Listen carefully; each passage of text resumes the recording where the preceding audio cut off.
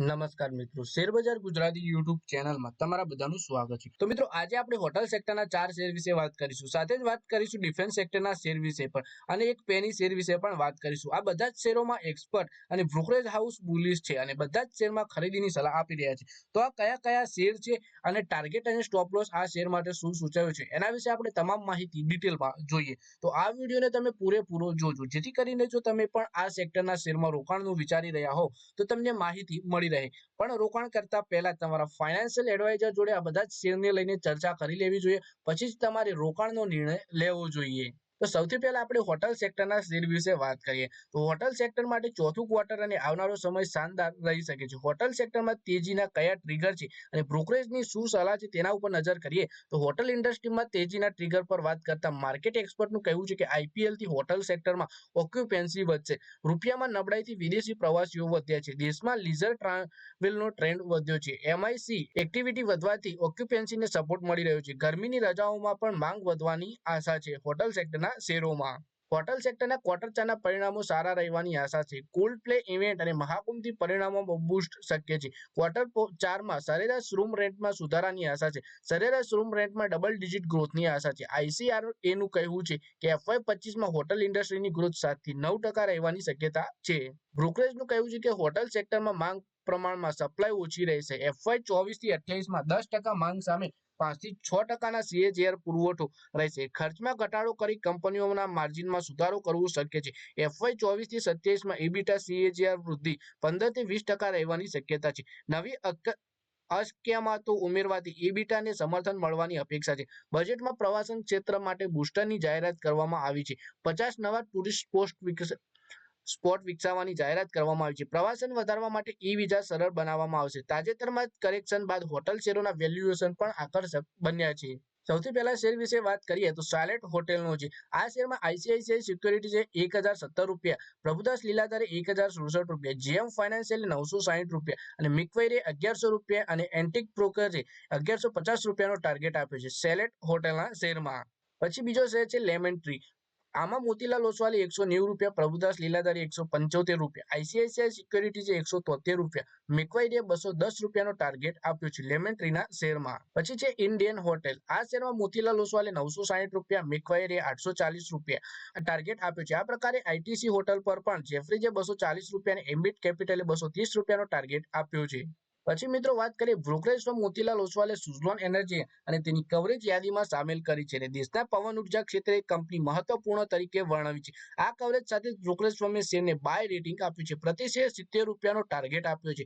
સોમવારના બંધ ભાવ કરતા 21% વધુ છે। મોતીલાલ ઓસવાલ માને છે કે ભારતની રિન્યુએબલ ઉર્જામાં પવન ઉર્જાનો હિસ્સો લગભગ 20% હોઈ શકે છે। અમેરિકા અને જર્મનીમાં તે 39% અને ચીનમાં 33% અને બ્રિટનમાં 42% છે। એટલે હવે આપણે સુઝલોન એનર્જીના શેર વિશે વાત કરીએ। સુઝલોન એનર્જીનો અંદાજ છે કે ભારતની પવન ઉર્જા ક્ષમતા નાણાકીય વર્ષ 2024માં લગભગ 4 ગીગાવોટ, નાણાકીય વર્ષ 2026માં 6 ગીગાવોટ અને નાણાકીય વર્ષ 2027 થી વાર્ષિક 7 થી 8 ગીગાવોટ સુધી પહોંચશે। પછી બીજી કંપનીઓ કરતા કેટલું સારું છે એ જોઈએ તો કંપની પાસે હાલ 15 ગીગાવોટ થી વધુની ક્ષમતા છે। અન્ય કંપનીઓની વાત કરીએ તો સિમેન્સ ગેમ્સ પાસે 8.9 ગીગાવોટ, વેસ્ટાસ પાસે 3.4 ગીગાવોટ અને આઇનોક્સ પાસે 3.1 ગીગાવોટની ક્ષમતા છે। બ્રોકરેજ ફર્મે જણાવ્યું કે ઓએનએમ ક્ષેત્રમાં સુઝલોન એનર્જીનું મજબૂત નેતૃત્વ અને સ્પર્ધા વધુ મજબૂત બનાવે છે। રેનોમ એનર્જી સર્વિસના સંપાદનથી કંપનીની ક્ષમતામાં વધુ વધારો થયો છે।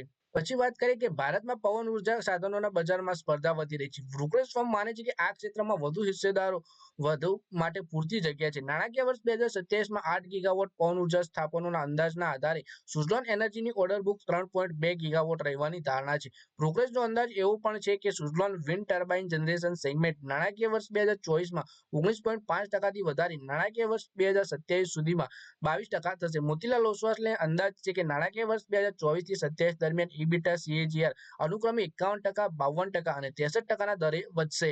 નાણાકીય વર્ષ 2027ના પહેલા ભાગ સુધી સુઝલોન એનર્જીને કોઈ કરનો સામનો કરવો પડે તેવી શક્યતા નથી। આ કંપની રોકડ પ્રવાહ બચાવવામાં પણ મદદ કરશે। દરમિયાન મર્યાદિત મૂડીકર જરૂરિયાતોને કારણે કંપનીના ચોખ્ખા રોકડ પ્રવાહમાં વધુ સુધારો થવાની અપેક્ષા છે। પછી આ શેરમાં રિસ્ક ફેક્ટર શું છે એ જોઈએ તો મોતીલાલ ઓસવાલે તેમની નોંધમાં સુઝલોન એનર્જી માટે કેટલાક મહત્વપૂર્ણ જોખમોનો પણ ઉલ્લેખ કર્યો છે. વેલ્યુએશન પરનું દબાણ તેમાંથી એક છે. વિન્ડ ટર્બાઇન જનરેટર્સના માર્જિન પર સંભવિત દબાણ, ટેકનોલોજીકલ ફેરફારો, પ્રોજેક્ટ અમલીકરણમાં વિલંબ, કાચા માલમાં ભાવમાં અસ્થિરતા વગેરે જેવા કેટલાક જોખમોનો સામનો કરવો પડી શકે છે કંપનીને. આ સાથે જ મોતીલાલ ઓસવાલે હવે 7મા એનાલિસ્ટ છે જેમણે સુઝલોન એનર્જી ઉપર ખરીદીની ભલામણ કરી છે. બીજા એક એનાલિસ્ટે આ સ્ટોક પર હોલ્ડ અભિપ્રાય આપ્યો છે. આ બધા એનાલિસ્ટોનો અંદાજ છે કે સરેરાશ શેરમાં 20% ઉપરની સંભાવના છે. સોમવારે સુઝલોન એનર્જીના શેર 2.5% વધી ₹57.09 ઉપર શેર થયો હતો. છેલ્લા એક મહિનામાં 6% શેર વધ્યો છે. તાજેતરના ટોચના ₹86 પ્રતિ શેરના લગભગ 33% નીચે છે. પછી મિત્રો આપણે ડિફેન્સ શેર વિશે વાત કરીએ તો છેલ્લા કેટલાક દિવસોથી ડિફેન્સ સેક્ટરના શેરમાં જોરદાર તેજી જોવા મળી રહી છે. એક અઠવાડિયામાં તો કેટલાક શેર 30% સુધી વધ્યા છે. 2025ની શરૂઆતમાં સ્મોલ કેપ અને મિડ કેપ શેરમાં ભારે ઘટાડો જોવા મળ્યો. આ ઘટાડાની ચપેટમાં ડિફેન્સ સેક્ટરના શેર પણ આવી ગયા. ઘણા શેર તો 2024ના ઉચ્ચતમ સ્તર એટલે કે રેકોર્ડ હાઈથી 50 થી 75% સુધી પડ્યા હતા, પરંતુ હવે જોરદાર રિકવરી જોવા મળી રહી છે. હવે સવાલ એ ઉઠે છે કે આ તેજી સ્થાયી છે કે અસ્થાયી છે કે પછી લાંબા સમય સુધી ચાલશે. જો આપણે કેટલાક મોટા ડિફેન્સ શેર વિશે વાત કરીએ તો મઝગાઉ ડોક શિપ બિલ્ડર્સના શેરમાં તાજેતરના નીચલા સ્તરથી 183%ની તેજી આવી છે, જ્યારે garden reach ship builder and એન્જિનિયર્સમાં 126%, કોચિન શિપયાર્ડમાં 67% વધ્યા છે.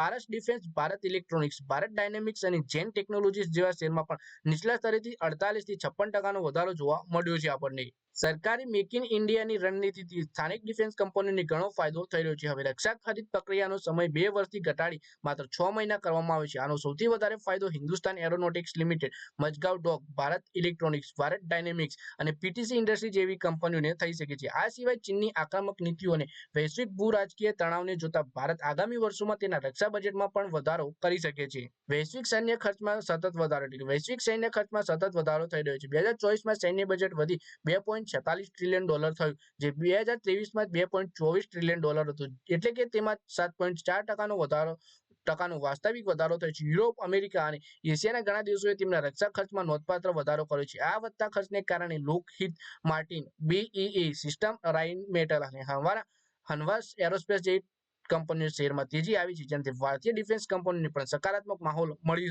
શકે છે. પછી મની કંટ્રોલના એક રિપોર્ટમાં પ્રભુદાસ લીલાધરના ડિફેન્સ એનાલિસ્ટ અમિત અનવાણીના જણાવ્યા અનુસાર આ તેજી માત્ર રિલીફ રેલી હોઈ શકે છે, કારણ કે અત્યાર સુધીમાં આ શેરમાં કોઈ મોટી સંસ્થાકીય ખરીદી જોવા નથી મળી. માર્ચ મહિનો ડિફેન્સ ઓર્ડરની દ્રષ્ટિએ મહત્વનો હોય છે અને આ વર્ષે રક્ષા મંત્રાલયે ₹54,000 કરોડ નવા પ્રોજેક્ટ્સને મંજૂરી આપી છે. ત્યારે અત્યાર સુધીમાં નાણાકીય વર્ષ 2025માં કુલ ₹2.2 લાખ કરોડ રક્ષા મંત્રાલયે સોદાને મંજૂરી આપી ચૂકી છે. ભારતીય ડિફેન્સ કંપનીઓની લાંબા ગાળાની સંભાવનાઓ મજબૂત છે, પરંતુ એવું માની લેવું ખોટું છે અને વૈશ્વિક લશ્કરી ખર્ચમાં વધારો થવાથી તરત જ ફાયદો થશે. અમિત અનવાણીનું કહેવું છે કે મને એવું લાગી રહ્યું છે કે યુરોપિયન રક્ષા ખર્ચની ભારતીય કંપનીઓને તાત્કાલિક ફાયદો થશે. ભારતનું ફોકસ અત્યારે આત્મનિર્ભરતા પર છે, એટલે કે એક્સપોર્ટમાં વધારો નહીં પણ ઇમ્પોર્ટ પર નિર્ભરતા ઘટાડવી. ઇલોરા કેપિટલના વાઇસ પ્રેસિડેન્ટ હર્ષિત કાપડિયાના જણાવ્યા અનુસાર યુરોપની રક્ષા જરૂરિયાતોને કારણે ભારતીય શેરમાં તેજી આવી રહી છે.